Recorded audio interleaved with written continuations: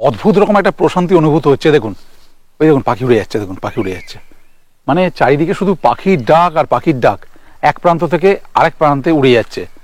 এত ভালো লাগছে, যদি আপনারা মনে করেন যে এখানে শুধু থেকে যাবেন দুদিন, তাতেই আপনার মন ভরে যাবে, এটা কিন্তু আমি কনফার্ম করে বলতে পারি। এখন প্রায় প্রত্যেকেই চান একেবারে অফবিট একটা জায়গায় ঘুরতে যেতে, দৈনন্দিন বাধা ধরা নিয়মের অনেকটাই বাইরে বেরিয়ে দুটো দিন নির্ভেজাল শান্তিতে কাটিয়ে আসতে। অনেক দিন পর সেরকমই একটি জায়গার সন্ধান পেয়েই তড়ি ঘড়ি সেখানে ছুটে গিয়েছিলাম। ওপরে কমলালেবু গাছ আছে, এই দাদা কমলালেবু নিয়ে আসছেন। দেখি দাদা একটু কেমন কমলালেবু, এই দেখুন দাদা উপর থেকে কমলালেবু পেরে আনছেন। লেপচাকা, ভুটান বর্ডারের সামনে থেকে। আচ্ছা আচ্ছা আচ্ছা। 914 ফিট উচ্চতায় অবস্থিত ঘন জঙ্গলে ঘেরা এই গ্রামে থেকে আপনি পেয়ে যাবেন এক অদ্ভুত রকম প্রশান্তির স্বাদ। একেবারে নির্জন এই স্থানটিতে অনবরত নানান রকম চেনা অচেনা পাখির কলতান, হাতি হরিণের আনাগোনা, পাহাড় নদী জঙ্গলের এক অপূর্ব সংমিশ্রণ, ফিরে দেখা হোমস্টের আতিথেয়তা আপনাকে এক নৈসর্গিক আনন্দ প্রদান করবেই। এই সেই ঐতিহাসিক স্থান, এই সেই কয়েদখানা, চারিদিকে একদম পিস সাইলেন্ট, তার মধ্যে এরকম পাতার মরমরানি শব্দ।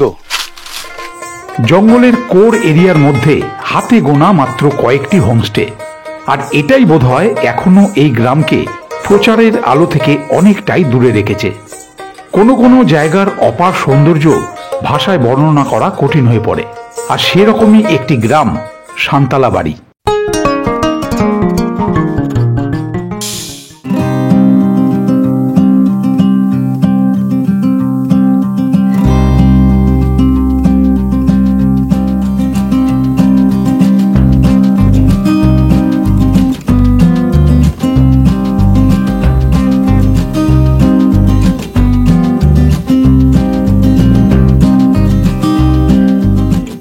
আজকে 29শে নভেম্বর 2024 শুক্রবার।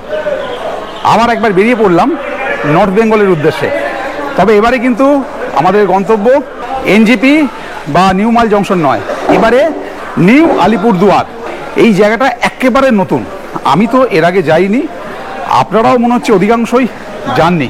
একেবারে নতুন একটা জায়গা, আমাকে ছবি পাঠিয়েছিল, ভীষণ ভালো যে হোমস্টেটা আমি যাচ্ছি, ভীষণ ভালো, দারুণ একটা জায়গায়। আমাদের তিস্তা তোরসা এক্সপ্রেস এখন 3টে বাজতে 10 মিনিট বাকি। এই যে দাঁড়িয়ে আছে তিস্তা তোরসা এক্সপ্রেস, আমাদের কোচ নম্বর হচ্ছে B1, এটা হচ্ছে B2, এর পরেরটাই হচ্ছে B1।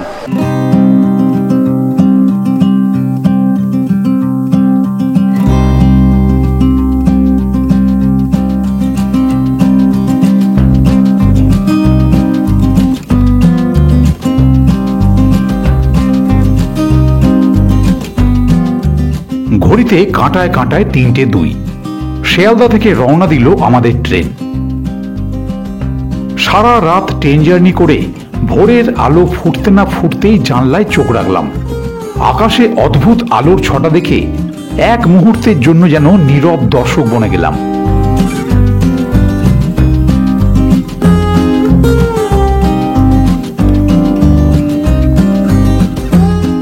এখন কাঁটায় কাঁটায় 5:50, আর এই তিস্তা তোরসা নিউ আলিপুর ঢোকার টাইমই হচ্ছে 5:50। একদম কারেক্ট টাইমে ট্রেনটা ঢুকেছে, আমাদের নামিয়েছে 3 নম্বর প্ল্যাটফর্মে। আমরা চলে যাব এখন ট্রোপকে 1 নম্বর প্ল্যাটফর্মে, ওই দিকটায়। একটা জিনিস ভীষণ ভালো লাগলো, আমি যে হোমস্টেতে যাচ্ছি সেই হোমস্টে 2জন ওনার, তার মধ্যে একজন হচ্ছে এই রতনদা। এখানে একটা ব্যাপার যে ওই হোমস্টের যে ওনাররা, তাদের মধ্যেই একজন গেস্টকে আনতে আসেন, এটা ভীষণ ভালো লাগলো। যাই হোক, গাড়ি নিয়ে অনেকক্ষণ ধরে রতনদা এখানে ওয়েট করছেন আমাদের জন্য। উঠে পড়ি গাড়িতে। হ্যাঁ, বলে দিই, আমরা এই রাস্তা দিয়ে যাব 10 কিলোমিটার, তারপরে কিন্তু আমরা জঙ্গলে প্রবেশ করব, এবং সেই জঙ্গল হচ্ছে 20 কিলোমিটার। টোটাল এই স্টেশন থেকে হোমস্টে হচ্ছে 30 কিলোমিটার।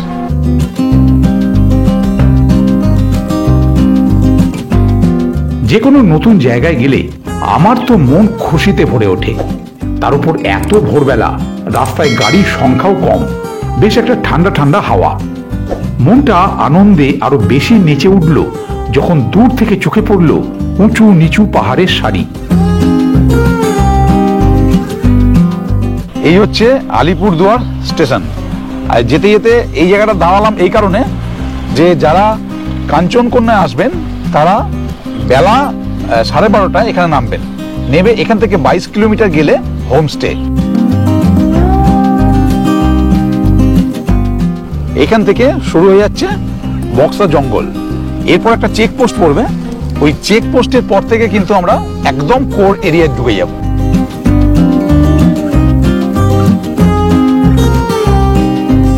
এই বক্সা টাইগার রিজার্ভ ফরেস্টে ঢুকতে গেলে একটা এন্ট্রি ফি আছে, পার হেড 150 টাকা করে। এই যে 150 টাকা করে পার হেড। আর এবং এর ভ্যালিডিটি হচ্ছে 12 ঘন্টা। 12 ঘন্টার মধ্যে আপনি যদি এখানে বেরোন আবার ঢুকতে পারবেন উইদাউট টিকিটে, কিন্তু 12 ঘন্টা পেরিয়ে গেলে তারপর কিন্তু আবার আপনাকে নতুন করে 150 টাকা দিয়ে টিকিট কাটতে হবে। রাজা ভাত খাওয়া ওখানে টিকিট কাটলাম, কেটে এইবার আমরা একদম বক্সা যে tiger reserve forest core area সেখানে এন্ট্রি নিচ্ছি। এবং তার আগেই কিন্তু এই টিকিটটা দেখাতে হবে। এই যে টিকিটটা এখানে কোথায় দেখাতে হবে? আচ্ছা আচ্ছা আচ্ছা, এই যে টিকিটটা, ওই যে দাদা আসছেন দেখতে, এই যে টিকিটটা, এই টিকিটটা এখানে দেখিয়ে তারপর আমরা ভিতরে প্রবেশ করব। প্রতি বৃহস্পতিবার কিন্তু এই চেকপোস্ট সম্পূর্ণভাবে বন্ধ, তাই এখানে আসার প্ল্যান করলে এমন ভাবে করবেন যাতে বৃহস্পতিবারটা এই চেকপোস্ট না ক্রস করতে হয়। বাকি যে কোনো দিন কিন্তু প্রবেশ বাহির অনায়াসেই আপনি করতে পারবেন। এখানে কিন্তু টেম্পারেচার বেশ কম, এখন দেখাচ্ছে 14, যার ফলে টুপিটা পরে নিলাম, বেশ ঠান্ডা।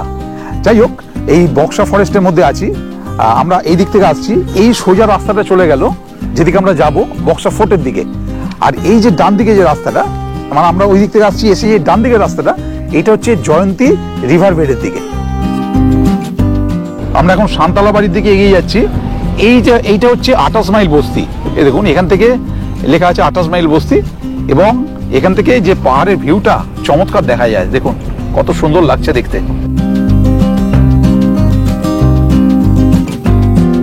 চেকপোস্ট পার করার পর যেহেতু জঙ্গলের একেবারে কোর এরিয়ায় ঢুকে পড়েছি, তাই পথে বহু সংখ্যক হরিণ ময়ূরের দেখা মিলল। দেখুন, যেতে যেতে দাঁড়িয়ে গেলাম, কত হরিণ, পুরো ভর্তি হরিণ, পুরো ভর্তি হরিণ। এই দেখুন, ওই দেখুন, ওই দেখুন, দেখুন ভর্তি হরিণ দেখা যাচ্ছে। একদম ওপেন জঙ্গলের মধ্যে প্রবেশ করেছি। এটা কিন্তু যেতে যেতে দেখতে পেয়ে গেছি, এত ভালো লাগছে। ডুয়ার্স বলতেই আমাদের অনেকের মাথায় জলদাপাড়া, লাটাগুড়ি, গরুমারা, চালসা এসব নাম চলে আসে, কিন্তু ডুয়ার্সের এই সাইডটা যে এত নান্দনিক সেটা এখন বেশ উপলব্ধি করতে পারছি। বলতে বলতেই চলে এলাম আমাদের আগে থাকতে বুকিং করা ফিরে দেখা হোমস্টের সামনে। দেখলাম ওনারা যা বলেছিলেন সেটাই, আশেপাশে আর কোনো হোমস্টে তেমন চোখে পড়ছে না, আর জায়গাটা একেবারে নিরিবিলি। মনে মনে ভাবলাম, ঠিক এরকম জায়গায় তো আমি চাইছিলাম।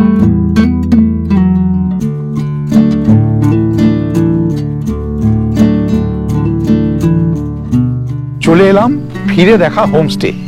এই হোমস্টের কোথাও কিন্তু কোনো বোর্ড নেই, কারণ যেহেতু এটা কোর এরিয়ার মধ্যে, আর ফরেস্ট ডিপার্টমেন্টের কোর এরিয়ার মধ্যে কোনো কমার্শিয়াল বোর্ড লাগানোর নিয়ম নেই।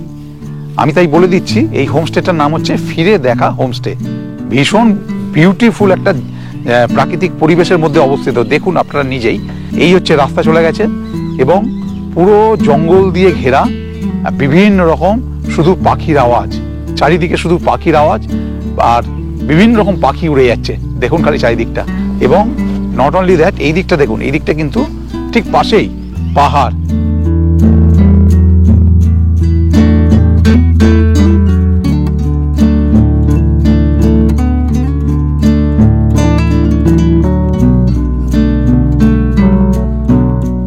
সারা রাত্রি ট্রেন জার্নি করে এসেছি, আগে চাটা খেয়ে নি।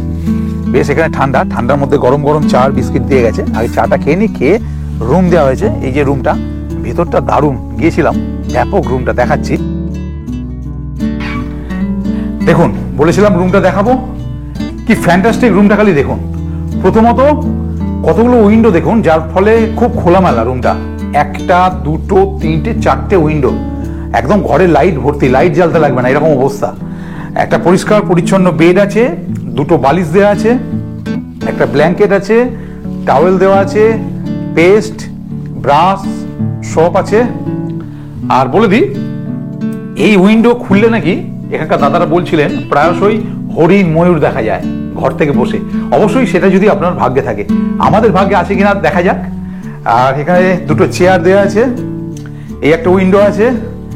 আর এই উইন্ডো দেখুন, এই উইন্ডো খুললে দেখুন খালি ভিউটা দেখুন, সামনে জঙ্গল, আর দেখুন জঙ্গলের উপর দিয়ে পাহাড়টা দেখা যাচ্ছে, পাহাড়ের চূড়াটা কি ফ্যান্টাস্টিক লাগছে, একদম ডিপ ফরেস্ট। আর এই হচ্ছে ওয়াশরুম, ওয়াশরুমটা দেখাচ্ছি। তার আগে বলে দিই, এখানে একটা আয়না আছে, এখানে একটা টেবিল দেয়া আছে, টেবিল দেয়া আছে, এখানে লিকুইড গুড নাইটও দেয়া আছে। এবার ওয়াশরুমটা দেখাই, এই হচ্ছে ওয়াশরুম। দেখুন ওয়াশরুমটা কত একদম পরিষ্কার পরিচ্ছন্ন, ঝাঁ চকচকে যাকে বলা হয়। কোমোড আছে, এখানে হ্যাঙ্গার দেয়া আছে, এখানে হ্যান্ড শাওয়ার আছে, ট্যাব আছে, বালতি মগ আছে, এখানে ইনস্ট্যান্ট গিজার আছে, শাওয়ার আছে, আর একটা ছোট্ট আয়না আছে, বেসিন আছে। এখানে বেলা 12টায় চেক ইন এবং পরের দিন বেলা 11টায় চেক আউট। তাই এখানে এসে লাঞ্চ থেকে অ্যাকচুয়ালি প্যাকেজটা শুরু হয়, কিন্তু যেহেতু আমরা সকালবেলা চলে এসেছি তাই ব্রেকফাস্টটা আমাদের এক্সট্রা করে নিতে হয়েছে। ব্রেকফাস্টের জন্য 100 টাকা করে লেগেছে। এই ব্রেকফাস্ট করে আমরা চলে যাব জাস্ট এখান থেকে 1/2 কিলোমিটার ডিস্টেন্সে বক্সা নদী। দুর্দান্ত দুর্দান্ত যা বললো। এমনি ওখানে ছাড়াও যেখানে এসছি এই জায়গাটাও তো দুর্দান্ত, দেখতেই পাচ্ছেন চারিদিকে একদম পুরো শাল সেগুনের জঙ্গল, একদম টোটালি একটা নির্জনতা এখানে বিরাজ করছে। সত্যি কথা বলতে কি, প্রথম দর্শনেই এই হোমস্টে আমার মন কেড়ে নিয়েছে। একেবারে নির্জন নৈসর্গিক প্রাকৃতিক পরিবেশের মধ্যে পরিচ্ছন্ন, সাজানো গোছানো, পাখির কলতানে মোড়া এই ফিরে দেখা হোমস্টে। হোমস্টে ছেড়ে বেরিয়ে এলাম, ওই দেখুন দূরে হোমস্টেটা দেখা যাচ্ছে। ওই হোমস্টের পাশেই এরকম একটা মাঠ, কি সুন্দর দেখুন, একটা ফুটবল গ্রাউন্ড, বিউটিফুল লাগছে। কিন্তু জায়গাটা সত্যি, মানে আমি আপনাদের রেকমেন্ড করব এই জায়গায় একবার আসুন, ভীষণ ভালো লাগবে। এই হচ্ছে বক্সা নদী। এখন একদম জল নেই, পুরো শুকনো খটখটে, কিন্তু বৃষ্টির সময় এখানে প্রচন্ড পরিমাণে জল থাকে, জলে পরিপূর্ণ থাকে বলতে পারেন। কিন্তু এখানকার সিনিক বিউটি মারাত্মক সুন্দর। দেখুন খালি দূরে পাহাড়গুলো দেখা যাচ্ছে, আমার বাঁদিকে পাহাড়, ডান দিকে জঙ্গল, ব্যাপক লাগছে কিন্তু জায়গাটা। এইখানে আমি প্রথম ভেবেছিলাম বোধহয় আর হোমস্টে নেই, কিন্তু এই দেখুন দূরে একটা দেখা যাচ্ছে। এখানে টুকটুক করে অনেক হোমস্টে আছে, কিন্তু শুনলাম এসব নাকি চলে না। আসলে মানুষ এইসব জায়গার সন্ধানই ঠিক জানেন না, যার ফলে এইসব জায়গায় আসেন না অনেকেই। কিন্তু এত ভয়ানক সুন্দর জায়গা, আপনারা আসুন, ভীষণ ভালো লাগবে। বক্সা নদীতে যখন গেলাম তখন মেন রোডের ওপর দিয়ে, কিন্তু যখন ফিরছি তখন একটা গ্রামের ভেতর দিয়ে। দেখুন গ্রামটা পুরো সুপারি বাগান এবং বাড়িগুলো কি সুন্দর সুন্দর দেখুন, কাঠের বাড়ি এবং কত সুন্দর সুন্দর দেখতে প্রত্যেকটা বাড়ি। এই শান্তালা বাড়ি আসার সময় একটা জিনিস খেয়াল করছিলাম, এখানে সুপারি গাছের আধিক্য প্রচুর, যেদিকে তাকাই প্রচুর সুপারি গাছ, প্রচুর, যার ফলে এই জায়গাটা যেন আরো ঘন সবুজ মনে হচ্ছে। বক্সা নদী থেকে চলে এলাম, এসে স্নান টান করে ফ্রেশ হয়ে নিলাম, নিয়ে লাঞ্চে বসে গেছি। আর এই লাঞ্চ থেকে অ্যাকচুয়ালি প্যাকেজটা শুরু এখানকার। বলে দিই, এখানকার প্যাকেজ হচ্ছে 1300 টাকা পার হেড পার ডে। এর মধ্যে একটা লাঞ্চ, একটা ইভিনিং স্ন্যাক্স, একটা ব্রেকফাস্ট এবং একটা ডিনার। লাঞ্চে দেওয়া হয়েছে ভাত, ডাল, বেগুন ভাজা, ফুলকপি আলুর একটা তরকারি আছে, এটা মাছের কালিয়া, পাঁপড়, চাটনি। বাহ, ভালোই আয়োজন। শীতকালের বেলা, দুপুরের পর দিনের আলো থাকার সময়টা খুবই কম, তাই আহার করেই বেরিয়ে পড়লাম জয়ন্তী রিভার বেডের উদ্দেশ্যে। লাঞ্চ করে জয়ন্তী রিভার বেডের উদ্দেশ্যে বেরিয়ে পড়লাম। এইবার একটু গাড়ির ব্যাপারটা আপনাদের বলে দিই। এখানে আপনাদের যদি পিক আপ এবং ড্রপ করাতে হয় তাহলে 5 সিটের যে গাড়িগুলো আছে তার জন্য 3000 টাকা লাগবে। এবং এন্ট্রির সময় যেখানে পার হেড 150 টাকা করে দেখালাম সকালবেলা, সেখানে গাড়ির এন্ট্রির জন্য কিন্তু আলাদা করে 480 টাকা। আর যদি 7 সিটার গাড়ি হয় তাহলে লাগছে আপনাদের 3500 টাকা, মানে 500 টাকা বেশি। তারপর তো অ্যাজ ইট ইজ, যেমন 4 হুইলারের 480 টাকা যেটা বলেছিলাম ওটাও লাগছে। আর যদি আপনাদের গ্রুপ বড় হয়ে যায়, মানে 7 জন 8 জনের বেশি হয়ে যায়, তখন এনাদেরই টেম্পো ট্রাভেলার আছে, সেক্ষেত্রে 6000 টাকা নেবে আপ ডাউন।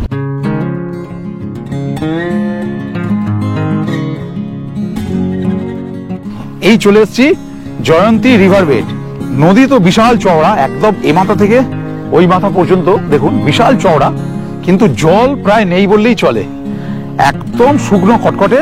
কিন্তু শুনলাম বর্ষাকালে কিন্তু এখানে প্রচুর জল থাকে, অন্য সময় একটুও জল থাকে না, ঠিক যেমন এখন আছে। মাঝখান দিয়ে সরু দেখুন, একদম নালা বললেই হয়, এরকম জল প্রবাহিত হচ্ছে।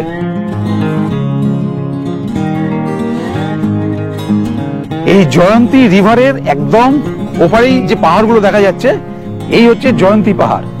সামনের যে পাহাড়গুলো দেখতে পাচ্ছেন, এইগুলো হচ্ছে ইন্ডিয়ার মধ্যে, এবং তারপরে যে পাহাড়গুলো দেখুন, যেমন এই ফাঁক দিয়ে দেখা যাচ্ছে একটা চূড়া, এটা কিন্তু ভুটান।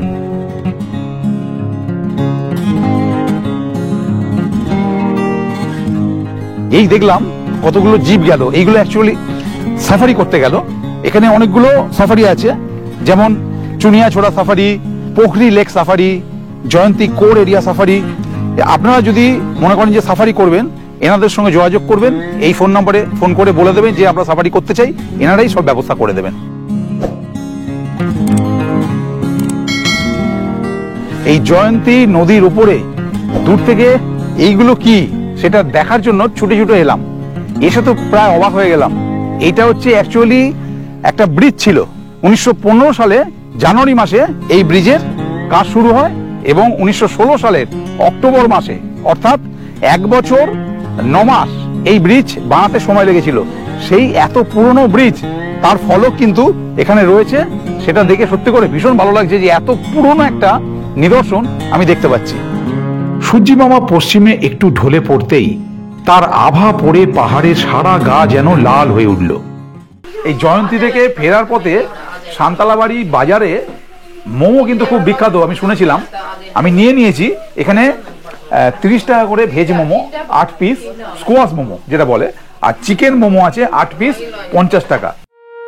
সানডাউন হতেই টেম্পারেচার এক ধাক্কায় বেশ অনেকখানি নেমে গেল। প্রায় কনকনে ঠান্ডার মধ্যে হোমস্টেতে এসে পৌঁছলাম। মিশমিশে কালো অন্ধকারে ফিরে দেখা হোমস্টের রূপ বারবার আপনাকে ফিরে দেখতেই হবে। প্রচন্ড ঠান্ডা, আর এই ঠান্ডার মধ্যে সাইট সিইং করে এসে আগুন জ্বালানো হয়েছে। একটা জিনিস আপনাদের না বলে পাচ্ছি না, সমস্ত লাইট নিভিয়ে দেওয়া হয়েছে এই হোমস্টের, শুধু মাত্র বাইরের যে লাইটগুলো সেইগুলো হালকা লাইট, সেইটা শুধুমাত্র জেলে রাখা হয়েছে। আর তার সঙ্গে এই অন্ধকারে আকাশের পুরো এই মিশমিশে কালোর মধ্যে যে তারাগুলো ব্যাপক লাগছে, যেটা এই ক্যামেরায় আসছে না। অনেকবার ট্রাই করলাম, ক্যামেরায় কোনো তারা দেখা যাচ্ছে না, কিন্তু দুর্দান্ত লাগছে, দুর্দান্ত। মানে এইটা মানে কি বলবো, এখানে না উপস্থিত থাকলে বোঝা যাবে না, ভাষায় প্রকাশ করা যাচ্ছে না, এত সুন্দর লাগছে। ইভিনিং স্ন্যাক্সে একদম গরম গরম ভেজ পকোড়া, সস আর গরম গরম চা, এর সঙ্গে মুড়ি থাকে। আপনারা যদি কেউ মুড়ি খেতে চান, মুড়ি আছে, আপনারা চাইলেই দিয়ে দেবে। কিন্তু আমি যেহেতু মোমো খেয়ে এসেছি তাই মুড়ি নিইনি। এই ঠান্ডার মধ্যে আগুনটা এত ভালো লাগছে, প্রথমে একবার আগুন জ্বালালাম, তারপর আবার বনফায়ারিং হচ্ছে। যে কোনো পাহাড়ি জায়গায় সন্ধ্যার পর সময় যেন কাটতেই চায় না, কিন্তু এখানে প্রকৃতিকে সারা দিন যেমন উপভোগ করা যায়, সন্ধ্যার পরেও যেন প্রত্যেকটা ক্ষণ আরো বেশি উপভোগ্য হয়ে ওঠে। Chicken barbecue ready. রেটটা বলে দিই আপনাদের, চিকেন বারবিকিউ হচ্ছে পার কেজি 1200 টাকা, মানে 1200 টাকা দিলে 1 কেজি একবারে চিকেন আপনাদের কাছে বারবিকিউ করে মশলা মাখিয়ে পেঁয়াজ টেঁয়াজ দিয়ে রেডি করে দেবে। আজকে ডিনারে নিয়ে নিয়েছি রুটি এবং চিকেন গরম গরম, কারণ আজকে সকাল থেকে এত খাওয়া দাওয়া হচ্ছে, পেট পুরো ভার। Good morning from Santalabari. আজকে রবিবার, 6:45 বাজে এখন সকাল। বেরিয়ে পড়লাম সাইট সিইং এর উদ্দেশ্যে। আজকে আমরা সুন্দর একটা ট্রেক করব, ট্রেকিং রুট আছে, যাব লেপচাকা, বক্সা ফোর্ট, আরও ভালো ভালো জায়গা। এই যে আমাদের জন্য গাড়ি এসে গেছে অলরেডি, দাদা আমাদের জন্য ওয়েট করছে অনেকক্ষণ থেকে। আমার নাম মাইকেল আমা। আমরা আমাদের এখান থেকে 0 পয়েন্ট অবধি নিয়ে যাই। ওইখান থেকে আপনার বক্সাফোর্ট গেলে 2 কিলোমিটার, আর লেপ চাকা গেলে 4 কিলোমিটার আছে আপনার। হ্যাঁ, সামনের এই তিন মাথা মোড়টি সান্তালবাড়ি বাজার। এখানেই তো কাল সন্ধ্যায় মোমো খেলাম। এখান থেকেই আমাদের গাড়িতে উঠে পড়লেন আমাদের আজকের গাইড জয় রায়। হোমস্টের পর থেকে কিন্তু রাস্তা বেশ ভালোই খাড়াই, একদম পাহাড়ে ওঠা শুরু। এই যে প্রথম আমরা যে পয়েন্টে যাচ্ছি 0 পয়েন্ট, সেটা হাইট হচ্ছে 1600 ফিট ফ্রম সি লেভেল। এই চলে এলাম 0 পয়েন্ট। এত অবধি গাড়ি লাস্ট আসবে। এই গাড়ি রেটটা আমি একটু বলে দিই, ফিরে দেখা হোমস্টে থেকে এখান অবধি আসবে আপ অ্যান্ড ডাউন 600 টাকা। 7 জন পর্যন্ত ক্যাপাসিটি এই গাড়িতে। এই 0 পয়েন্টের পর থেকে কিন্তু পুরো রুটটাই ট্রেক করে যেতে হবে, কারণ গাড়ি এত অবধি আসে বললাম। আর এরপরে একটা স্পট আছে, সেটা হচ্ছে ভিউ পয়েন্ট, জাস্ট 100 মিটার মতো। চলে এসেছি ভিউ পয়েন্টে। আর রাস্তায় দেখতেই পেলেন ইনি হচ্ছে আমাদের গাইড দাদা জয় রায়। উনি এই সম্পর্কে বলছেন ভিউ পয়েন্টটা, তাহলে বলুন দেখি। আচ্ছা, শুরু করুন। এটা আমরা চলে আসি এখন বক্সা হিল ভিউ পয়েন্ট। আর এই ভিউ পয়েন্ট থেকে যে বন জঙ্গলগুলো, মানে ফরেস্টগুলো, নদীগুলো যে দেখতে পাচ্ছেন, এটা টোটালি আমাদের বিটিআর বক্সা টাইগার রিজার্ভের মধ্যেই পাচ্ছেন। এই যে ব্লু রঙের চাল দেখা যাচ্ছে দেখুন সামনেই, এই জায়গাটা হচ্ছে সদর বাজার, এবং তার উপরে দেখুন লাল রঙের একটা চাল দেখা যাচ্ছে, ওটা হচ্ছে বক্সা ফোর্ট যেখানে আমরা যাচ্ছি। এবং ওই যে দেখুন পাহাড়ের একবারে উঁচু যে সাদা সাদা বাড়িগুলো দেখা যাচ্ছে, ওইটা হচ্ছে এই বক্সা হিলের সব থেকে উঁচু গ্রাম তাসিগাঁও। পাহাড়ি রাস্তার প্রত্যেকটা বাঁকি যেন এক একটা ভিউ পয়েন্ট। ওপরে কমলালেবু গাছ আছে, এই দাদা কমলালেবু নিয়ে আসছেন। দেখি দাদা একটু কেমন কমলালেবু, এই দেখুন দাদা উপর থেকে কমলালেবু পেরে আনছেন। লেপ চাকা ভুটান বর্ডারের সামনে থেকে। ভুটান বর্ডারের সামনে থেকে। আচ্ছা আচ্ছা আচ্ছা, দেখুন দাদা কত কমলালেবু পেরেছে। একটা নেবো, একটা কমলালেবু নিয়ে নিলাম। থ্যাংক ইউ দাদা, একটা কমলালেবু নিয়ে নিলাম। এই সামনে দেখতে পাচ্ছেন এই যে ইয়েলো কালারে, এটা হচ্ছে স্কালেট মিনিভেট, এটা হচ্ছে ফিমেল। আর একটি ডালের মাথায় উঠছে, ওটা হচ্ছে মেল, রেড কালারে। এই পাখির নাম হচ্ছে স্কালেট মিনিভেট। এখানে কিন্তু সুন্দর সুন্দর ফুল দেখা যাচ্ছে, রকমারি, দারুণ দারুণ। দেখুন এই যে দেখুন, তবে কিন্তু প্রত্যেক বাড়িতে বলুন, বাড়ির গেটে বলুন বা রাস্তায় লেখা আছে ফুল তুললে কিন্তু 500 টাকা জরিমানা। বক্সা হিলে টোটাল 13টা গ্রাম আছে। নিচে থেকে যে সদর বাজার বলছিলাম, সেই গ্রাম এখান থেকে শুরু হচ্ছে। আর এই সদর বাজার গ্রাম হচ্ছে বক্সা হিলের প্রথম গ্রাম। হাঁটতে হাঁটতে চলে এলাম বক্সা হিলের দ্বিতীয় গ্রাম দাঁড়াগাঁও। এই ধবিকলার পর থেকে কিন্তু রাস্তা বেশ খাড়াই, বেশ মানে যথেষ্ট পরিমাণে খাড়াই। এবং এইটা উনি বলছেন যে বক্সা ফোর্ট পর্যন্ত এরকম খাড়াই। এই ট্রেক করতে করতে প্রচুর কিন্তু ভিউ, দেখুন ভিউ পয়েন্ট। আর এখানে প্রচুর নদী। প্রথমে যেটা, এটা হচ্ছে মাসানি রিভার, তারপরে একটা ওটা হচ্ছে ডিমা রিভার, এবং তারপর ওই দুটো মিলে গেছে, মাসানি আর ডিমা, এই দুটো মিলে গিয়ে ওই যে চওড়া যে নদীতে চলে গেছে, ওটা হচ্ছে টোটাল ডিমা রিভার। চলে এলাম 2844 ফিট উচ্চতায় অবস্থিত বক্সা ফোর্টে। এই বক্সা ফোর্টে ওঠার মুখে দুখানা ফলক, এই একটা ফলক এবং ওই একটা ফলক।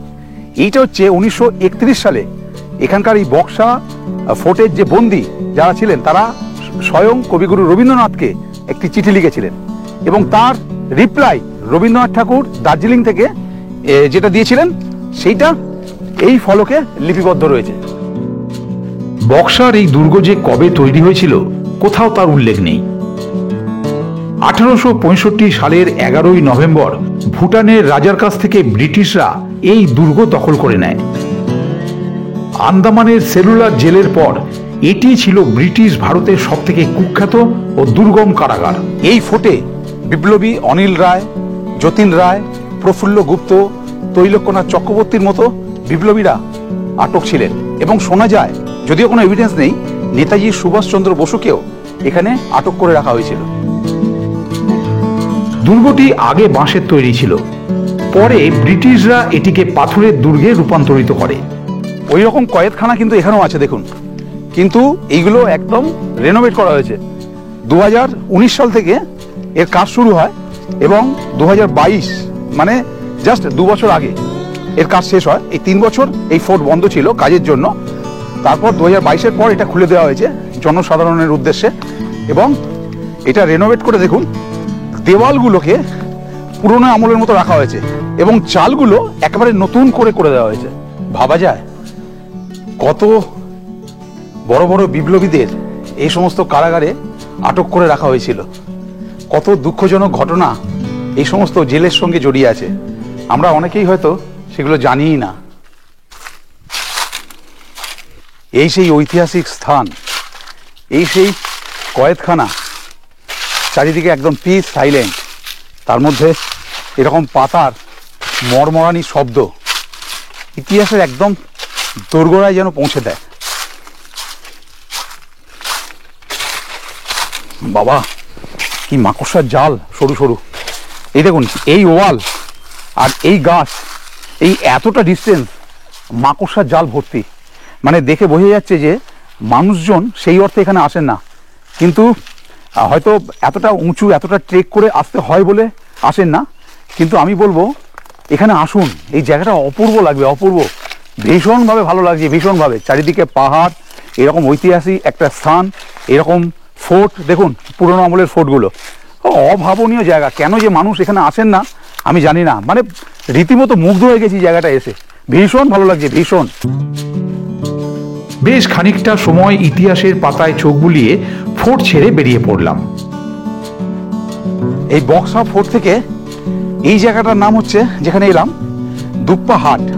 দুপ্পা যে জনজাতি গোষ্ঠী আছে তাদের এখানে প্রচুর দোকানপাট আছে, যার জন্য এই জায়গাটার নাম হচ্ছে দুপ্পা হাট। এই যে রাস্তাটা বাঁদিকে চলে গেল, এটা হচ্ছে তাসিগাঁও, এবং আমরা যে এখন এই দিকে যাব সোজা, এই দিকে হচ্ছে লেপচাকা।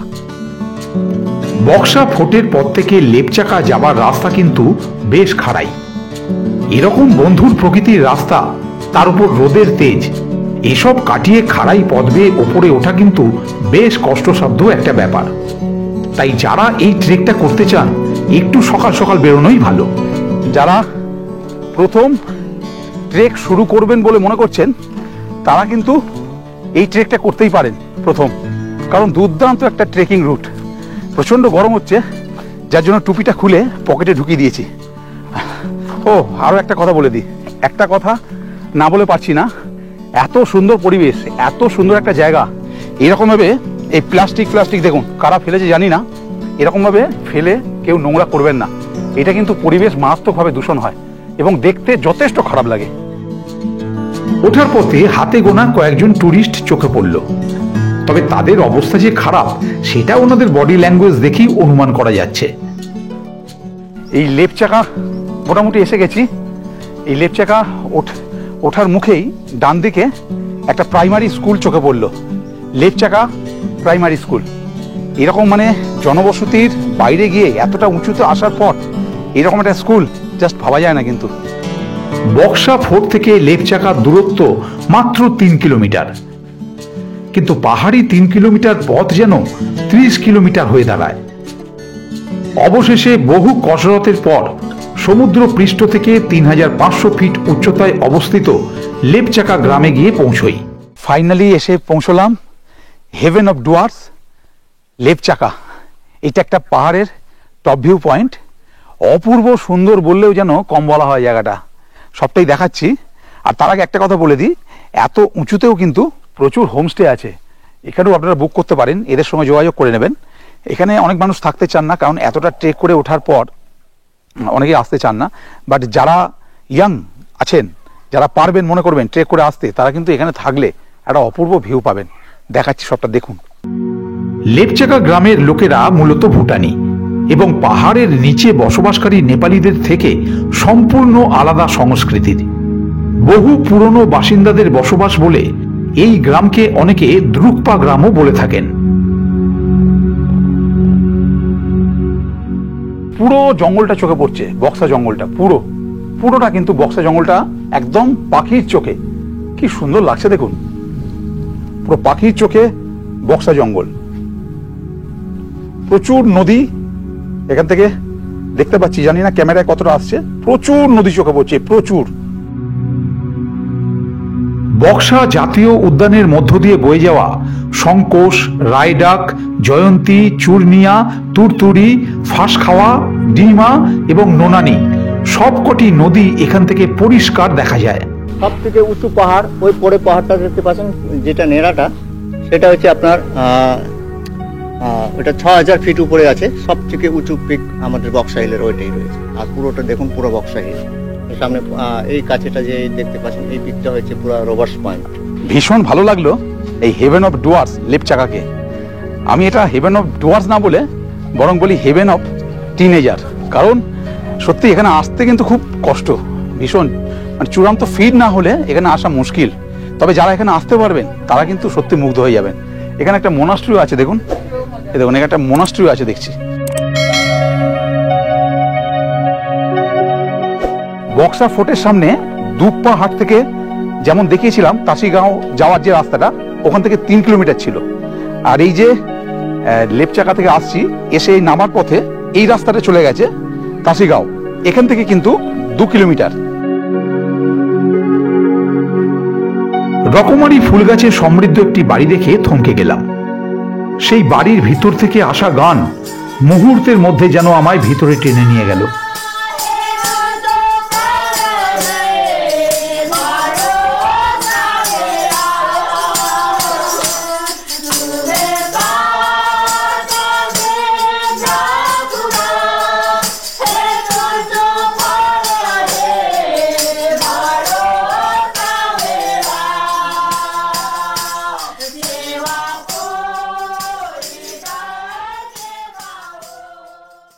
অ্যাট লাস্ট এসে পৌঁছলাম সেই 0 পয়েন্ট যেখান থেকে যাত্রা শুরু করেছিলাম। এই গাড়ি দাঁড়িয়ে আছে। 6টার সময় বেরিয়েছিলাম হোমস্টে থেকে, এখানে 6:15 নাগাদ এসেছিলাম এবং 6:15 থেকে এখান থেকে যাত্রা শুরু করেছিলাম।